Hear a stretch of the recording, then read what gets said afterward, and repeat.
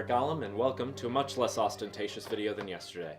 If you don't already know, this is day 2 of a series I created called the 60 Scripts 60 Days Challenge. Not sure why you're starting on day 2 though, so if you haven't already, go check out yesterday's video first.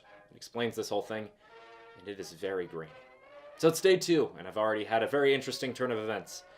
Today is our first day to write a script within our means, and to kick things off, I initially misread today's calendar. Thought it was supposed to be writing outside of my means. It wasn't until a quarter through the script that I realized I was writing a really awesome story for tomorrow. But that's okay, because I had a lot of this video planned out too. So I've had to scrap all of that and start from scratch. It's very awesome. But I realized something neat, that not only is this experience overall going to help me become a better writer, but that it's also going to help me write sit-down videos like this, which I think is a pretty cool little bonus, all things considered. And that's okay, because I still finished my script for today, so it turned out great. Helped me realize something. I'm very bad at changing my mindset. Allow me to explain. I have, for years, been writing exclusively within my means, so when I went to write a story with a bigger budget than I was used to, it was really hard for me to get into that mindset, but I'll talk more about that tomorrow. What's really interesting that I noticed today, I found out how much of a struggle it was after that to switch gears back to normal. Once I was in another mode of thought, I started coming up with these grand ideas, and I was really struggling how to write within my means again. So that's something I noticed. Not sure if you'll find it as interesting as I did, but still. Additionally, after I realized my mistake, I thought it would be a great idea to take a look at a story that I had written a lot of plot points for, and finally get to making a finished script out of it. The only problem was I couldn't for the life of me find the notebook I had written down the story beats in. I looked everywhere, and suddenly it dawned on me I had left it up at college over the break.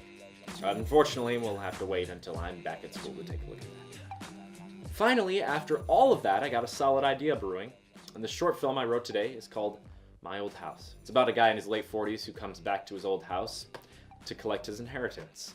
I decided that I wanted to try and use a lot of narration, something that I typically stray away from, because I feel as though it can be a crutch for lazy writing. Nice one. But hopefully it doesn't end up feeling like that. It does.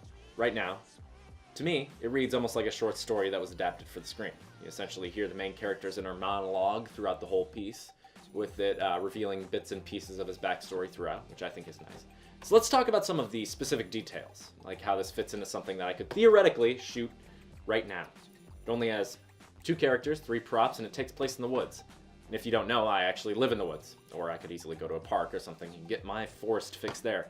So I managed to write something pretty small and self-contained. I think we might be able to get around having one of those props by shooting it from a specific angle, and the other ones I already have. A watch, a shovel, you know, that's nothing. And it clocks around just 9.7 minutes, so just under a 10-minute threshold.